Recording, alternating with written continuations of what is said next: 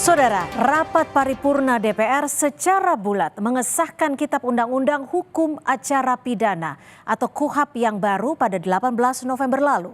DPR dan pemerintah menilai KUHAP baru justru menjamin perlindungan warga. Namun kelompok masyarakat sipil meminta penundaan pemberlakuan KUHAP baru karena khawatir kesewenang-wenangan saat warga berhadapan dengan hukum. Inilah catatan Kompas TV, awasi pelaksanaan KUHAP baru. Apakah dapat disetujui untuk disahkan menjadi undang-undang? Setuju. Terima kasih. Kita mendorong untuk penundaan keberlakuan KUHAP yang harus dilakukan karena persiapan 5 minggu itu sama sekali tidak relevan. Polemik masih menyertai pengesahan RUU Kitab Undang-Undang Hukum Acara Pidana (KUHAP) oleh DPR. Sejumlah kelompok masyarakat sipil mengkhawatirkan KUHAP baru sebagai panduan warga berhadapan dengan hukum justru berpeluang membuat penegak hukum berbuat sewenang-wenang. Desakan ini untuk meminta penundaan pemberlakuan KUHAP pun mengemuka. Kami gitu ya, masyarakat sipil, koalisi pembaruan KUHAP juga sudah memetakan, kita menemukan so far sejauh ini dan masih akan terus berkembang, ada 48 masalah KUHAP yang sekarang, dan kita juga sudah menemukan beberapa diantaranya teknis. Makanya kita mendorong untuk penundaan keberlakuan KUHAP yang harus dilakukan. Badan Eksekutif Mahasiswa Universitas Indonesia juga sebelumnya menggelar unjuk rasa memprotes pengesahan RUU KUHAP dinilai cacat prosedur dan berpotensi membuat aparat semakin sewenang-wenang. RKUHAP yang cacat secara prosedural, yang cacat juga secara substansial, sama sekali tidak mementingkan yang namanya partisipasi publik, partisipasi rakyat. Menteri Hukum Supratman Andi Aktas menegaskan tidak ada pasal bermasalah dalam KUHAP atau Kitab Undang-Undang Hukum Acara Pidana baru yang akan berlaku pada 2 Januari 2026. Seluruh proses penyusunan regulasi, baik KUHP dan KUHAP, diarahkan untuk memperkuat perlindungan hukum serta hak asasi manusia.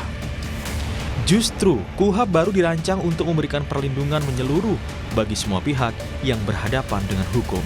Secara umum, KUHAP yang baru kemarin kita sahkan, intinya 2. 1, komitmen perlindungan terhadap hak asasi manusia. Sebuah reformasi yang kita lakukan.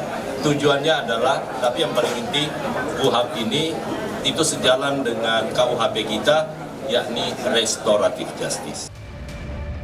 Hal yang sama juga disampaikan Ketua Komisi 3 DPR RI Habibur Rahman. KUHAP baru melindungi warga negara dari penyiksaan selama dalam proses hukum. Spesifik ya, mengatur larangan atau perlindungan warga negara dari penyiksaan, yang mana di KUHAP yang lama nggak ada sama sekali ya. Jadi kita bayangkan kalau KUHAP lama terus berlangsung hingga saat ini, tiap hari akan ada korban. Nah, di KUHAP yang baru, seseorang sejak awal bisa didampingi oleh advokat, bahkan ketika belum berstatus sebagai saksi. Sejak awal, proses penyusunan RUU KUHAP tidak luput dari tekanan publik. Kini publik berharap kepastian hukum dapat secara serius menjamin keadilan, melindungi hak warga, dan membatasi kekuasaan negara. Tim Liputan Kompas TV.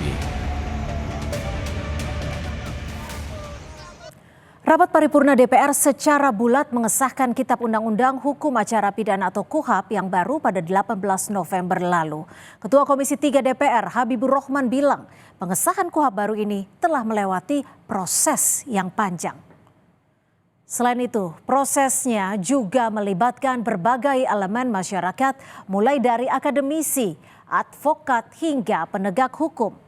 Plus, anggota Komisi 3 juga menyerap aspirasi masyarakat saat kunjungan kerja ke daerah. Penjelasan Habibur Rahman ini ternyata tidak menghentikan rencana sejumlah elemen masyarakat melakukan judicial review ke Mahkamah Konstitusi. Sejumlah pasal dalam KUHAP baru dinilai memberikan kekuatan super bagi penegak hukum dan membuka potensi terjadinya penyalahgunaan kewenangan.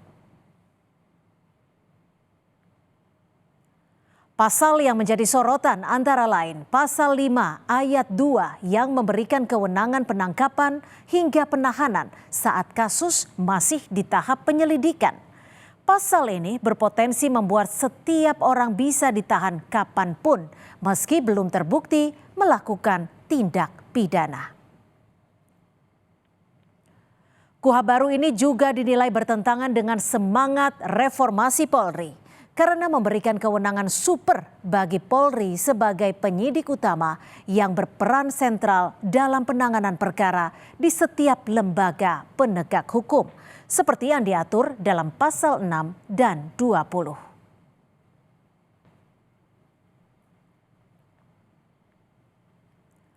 Tentu kekhawatiran ini bukanlah alarm kosong. Lembaga seperti Kontras dan Institute for Criminal Justice Reform atau ICJR mencatat tindak kekerasan hingga penganiayaan dalam proses penanganan hukum masih kerap terjadi. Belum lagi adanya kecenderungan aparat untuk melakukan penahanan sangat tinggi. Namun di balik kritik terhadap regulasi baru ini, ada juga hal yang perlu diapresiasi. KUHP baru memasukkan pendekatan keadilan restoratif yang melibatkan para pihak, sehingga penanganan pidana tidak hanya berorientasi kepada penahanan atau efek jera semata. KUHP baru juga mengatur penggunaan kamera pengawas saat pemeriksaan berlangsung. Aturan ini diharapkan dapat melindungi tersangka dari tindak kekerasan dan intimidasi. Selain itu, peran advokat juga diperkuat. Dalam regulasi baru, advokat berperan aktif mendampingi tersangka, terdakwa, saksi, atau korban dalam setiap tahap pemeriksaan sejak penangkapan terjadi, termasuk menyatakan keberatan terhadap intimidasi atau pertanyaan penyidik yang bersifat menjerat selama pemeriksaan. DPR mengklaim KUHP yang baru memperkuat peran warga negara melalui pendekatan keadilan restoratif hingga perlindungan terhadap hak saksi, korban, dan kelompok rentan dalam penanganan perkara. Tetapi perubahan hukum acara pidana juga harus diikuti perubahan budaya institusi penegak hukum, kesiapan sumber daya manusia, dan sosialisasi yang berkelanjutan. Apalagi teks dalam KUHP masih memberikan celah bagi penegak hukum untuk bertindak sewenang-wenang.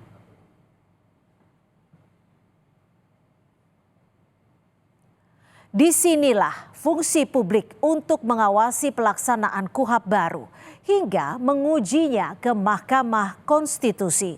Judicial review bisa menjadi penyelamat atas pasal-pasal yang dianggap represif, sekaligus menempatkan Mahkamah Konstitusi sebagai benteng terakhir konstitusi yang menghasilkan keputusan final dan mengikat. Demikian catatan Kompas TV, kita jumpa lagi pekan depan.